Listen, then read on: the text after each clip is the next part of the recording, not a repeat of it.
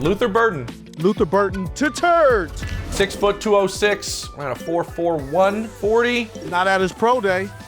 What was his pro day time? He didn't run at his pro day, I don't believe, because he didn't feel like he needed to. Even though his quarterback needed some help, he decided he wasn't going to participate.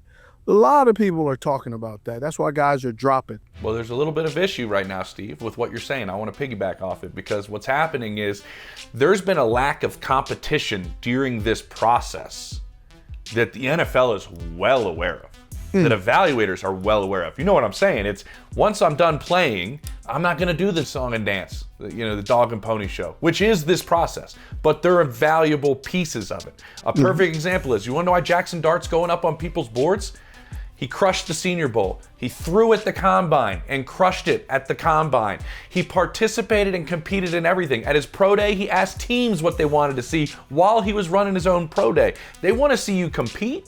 They want to see you go out there, and even though it might sound frivolous to a lot of people, going through that process is important. And the guys that are doing it, the league is recognizing, and there's more and more guys that aren't. And like you mentioned with Luther Burden, I don't want to run today. Well, the league is noting these things. They know they have to deal with it with NIL and all this other stuff, but there's an aspect of it that is rubbing the league the wrong way right now. I think he's a good football player. But I also think they force feed him. They've allowed him to run so many routes at the expense of other receivers on the team, which has hampered their draft status, which has increased his draft status. However, teams that went to his pro day and he showed up exactly what some people said he was, which was he wasn't the best version of himself that you want to see and invest in millions of dollars. Heard similar. Definitely heard there were some things. He was one of the biggest recruits, Steve, that Mizzou's had recently. I mean, he was like a 5-star, I believe. And they needed him to recruit some other guys. What position does that usually put you in as the player on campus? If you're needed to bring on, can you do whatever you want? Usually. Yeah. Do they kind of let you do whatever you want? Absolutely. Sometimes. And that kind of was the early portion a little bit. And that's the way it maybe snowballed a little bit. Not saying any of this can't be corrected, but that's the intel from some of these people around the league going, when we sniff around Mizzou, this is exactly kind of what happened. Not the cleanest prospect that is out there. What I wanted to ask you that jumped out at me from multiple people, and I thought this was really kind of fascinating.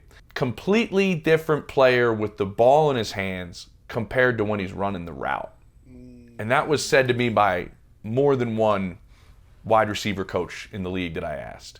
It was funny, Steve, honestly, because there was like one receiver coach who was like, I wish he ran routes the way he ran with the ball in his hands because he'd be a way better player. But like, he can be dynamic when the ball gets in his hands. He puts his foot in the ground and can go a certain direction. He can do all of that. Within the route, none of that happens. There was an interesting take by another receiver coach that was doing a deep dive on him that said, go back to high school. And some people thought he was going to be a D1 basketball player. He was a point guard, I think. I want to say point guard or guard, with the ball in his hands a lot. And they're like, that's part of the reason. Like, he plays well with the ball in his hands more than being a technician in terms of how the route part goes. And that stick your foot in the ground kind of resembles a little bit of his hoop background, which was interesting. But the aspect that bothers a lot of these evaluators, I'm curious what your take on it is, because they see certain flashes and go, why isn't there a consistency to it? And why doesn't it happen within the route? I can tell you why. Right here. If he doesn't get the ball when he believes he should, becomes unfocused. Okay. Explosive with the ball in his hands. You get a lot of usage out of him. At times, they seem to force the ball to him. Here's the criticism right now. Okay. Against bigger and physical teams, didn't answer the bell with the same energy. When we look at all this, Stephen, obviously these guys are moldable, right? This is a work in progress. You say that all the time. You hope some are. Yes, you hope you are. And obviously the more moldable the player is, the more coachable he is, the more you want him in your room. Yes, if sir. If you're the position coach specifically, certain traits are correctable. Certain traits are correctable by the individual. Correct. Because it's a lot of want to. You have to be willing to change, desire to change. You also got to be able to look in the mirror, right? And know you know, hey, I'm speaking from experience. You got to look at who's the common denominator. It can't always be, right? Yeah. Hey, man, you used to hear, man, Miss Susie don't like me. She failed me. Yeah. But Mr. Lovin, I got an A. So Miss Susie failed me, but when you get an A, it's me. When you fail, it's her. Right? And so that's, I don't know. I don't know him. I have never met him. I haven't had a discussion with him. Haven't had a conversation with him. He may want or want not have a conversation with me based off this evaluation. You know? Mm-hmm. Either way, don't matter. Well, what I'm curious about too, Steve, is some people did say, like, the inconsistency is that from last year to this year, is that coaching, is that the system, is that him? This is, the reason I point this out is this is why the process is nitpicked like it is, right? Because that's what teams are trying to find out. Why was last year a little bit different than this year? Why was he used in the manner in which he was used? I had one receiver coach tell me, you know why he was used? Like, some people I talked to around the league were going, I wish he was running these routes. I wish they'd use him like this. I wish they'd use him in this manner. I had one receiver coach go, oftentimes you're used in the things that you can do. Yes. We're with them Monday through Friday before the game on Saturday. We know what he cannot do. Yes. Why do you think he's running the routes that he's running? Why do you think he's being used in the offense the way he's being used? Well, that's in the league, Steve. Like, how many times have you? And I bet you do gain. This is a sidebar. I bet you gain respect for OCs, head coaches, position coaches when they're asked in the media. Man, because every media member is a genius, right? Oh, yeah. Why doesn't Steve run, like, you guys aren't using him correctly? Why doesn't he run this, and this? And then oftentimes, if it's a good coach, they will take the heat, right? Like, they will say, oh, man, I need to do a better job. I need to do a better job coaching. I need to do a better, you're right. We are trying to find different ways. What they're really know inside is receiver X can't do these 5 things. So we can't run him in it. Yep. And then oftentimes the coach, if you ask him privately a couple of beers, it's, man, I just get destroyed publicly. Yeah. But the guy can't do it. Well, I tell you, I had a conversation with another coach, and we were talking about a old route concept. It's called looky. Okay. Where you run it just like a slant, and then you come back out of it. If the corner or the designated defender is in front of you, you run it, put your foot in the ground, and you come back out. So it's like a looky, it's an option. And I was reminded because I ran terrible, awful, ridiculous, mid looky routes because I was fast twitch and I was impatient. So I would trick the quarterback. Yeah, I mean, if that linebacker or whoever was right there, if that brother sneezed,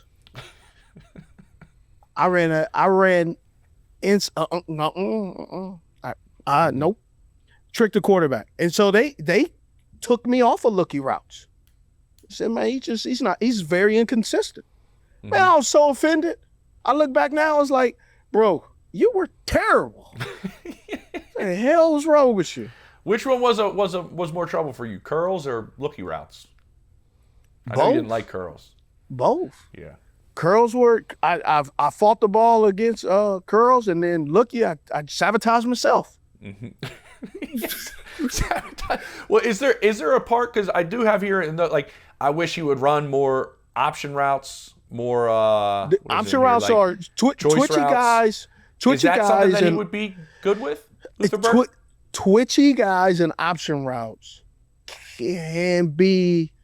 It's a shot in the dark because. Is he really twitchy though? Like, I mean, you when you watch his film, you'll see he could put his foot in the ground, but sure. A guy that could put his foot in the ground has a little bit of ADD. Because he's like, nah, I don't, no. Because when you can put your foot in the ground, you also are putting your foot in the ground and looking at the next move. Skill trait that I believe he has, jitterbug. He can go. He can get going. He can make some plays with the ball in his hands. I just would love to see the same type of energy when he doesn't have the ball in his hand. Yeah, I mean, it is, to everyone I talk to, noticeable. I mean, it's very noticeable. And Okay. man, do they see explosiveness after the catch with the ball in his hands. Yeah. Make people miss. All sorts of stuff. Do you got plays for him, Steve? Yeah, I got plays. This episode of 89 is brought to you by Row. Listen up, people. It's spring, right? Everything is in bloom. So let's talk a little birds and bees, because everybody's a little frisky in the spring. And Row Sparks, well, they have you covered. If you're looking for a little boost, a little more fun for you and your partner, well, Row has it taken care of. Now, I'm no doctor, but you put it under your tongue, it dissolves, it lasts for up to 36 hours, so you can go back to back to back to back if you'd like. Now, Row connects you with a medical provider 100% online, so there's no awkward face-to-face interaction. And, you know, if you're approved, shipped directly to your door. So if prescribed, new sexual health patients will get $15 off Sparks on a reoccurring plan. So connect with the provider at row.co/89 to find out if a prescription for Row Sparks is for you. Be ready to play with Row Sparks. So here we go, first play. I like this play, give him the football, bang, look at that. Da. Right? Not going down, take several people with him. Condensed formation, little motion, give it to him. Look at that, blocking up front. You just see him, explosive, love it. The suddenness is there. Oh, the suddenness is there. I mean, that boy ain't playing with nobody. Just go against some good players, going against Alabama, going in motion, so keep him moving. Gets on the ball. Da. Who got inside? Got inside. So I'm showing that quarterback should have never threw the ball. So they're playing with number 6. The other guy was 12. So they had a lot of quarterback issues. Against Oklahoma, this is a crazy play. And this shows you how good of a football player he is. And sometimes we can get in our own way. Watch this play. Look at this. Now I'm going to ask you, where do you think he goes? Does he go here, here, here? Okay, hold on. Before you answer, choice 1, 2, 3. I'm going to say 2. 2. Okay? Mm-hmm. Here we go. He goes 2 then 1. Look at that. I mean, it's impressive. It's very impressive. But the problem is, if he would just put his foot in the ground, and possibly could have given his team a little bit better advantage. The more you dancing, the more pursuit gets over there. Right? Even the lazy big dudes. Look, even the referee gonna catch up. Look, my point is just way too much stuff, man. Way too much stuff. Good player, at times not the best decision maker with the ball in his hands. Here's one right here when I was talking about don't go in a bunch formation or don't force a football to him at times.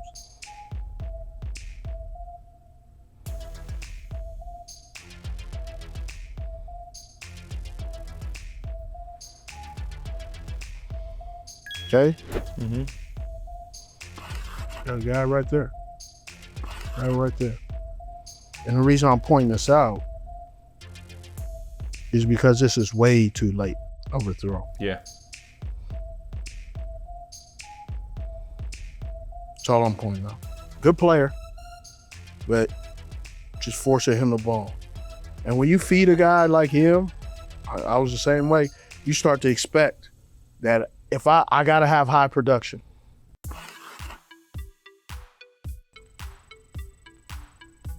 Just Steve, we see so much of this underneath stuff. Does this need to be elaborated on? That's what I'm talking about. That's some of the stuff I'm talking about where it's high volume.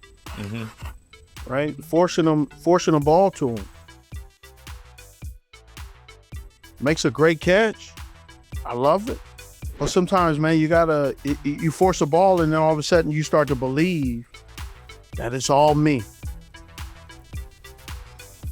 Boom. Look at that catch, though. It's good body control. Look at that. Choop. Really good catch.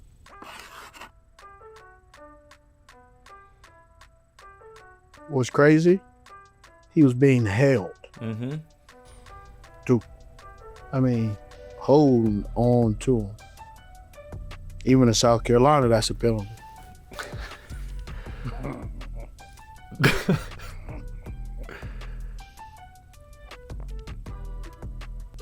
Look at this. Look. That one hand.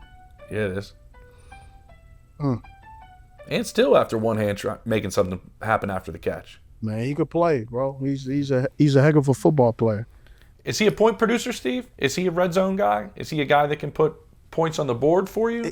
I think because there's less space down there. That's my point, you know? Yeah. When you get with the right coordinator, I'll see a guy like Sean McVay get a guy like that. Trouble. That's all you need to do is give a guy like Sean McVay something like that. I would say he would be a good place for Minnesota, mm-hmm. but they already have enough young guys that they've homegrown. They're starting to produce, and they're not going to use that kind of equity right now just because they don't want to cause a little bit of. It's a good position coach to land with, though. Oh yeah, he will. Keenan McCardell is dope. He's good. Steve, we've looked over this. We've watched the film. I'm curious about, people are going, did the offense use him properly? We talked about that. Was it falling on the offense? Was it falling on him? Effort, you know, if it's not going his way in terms of where his route running is compared to the ball in his hand and all these different things. How much does fit matter for him? Because, man, we look at the film, he can play. He can certainly play. How much of the landing spot matters to what his NFL career could be compared to other guys?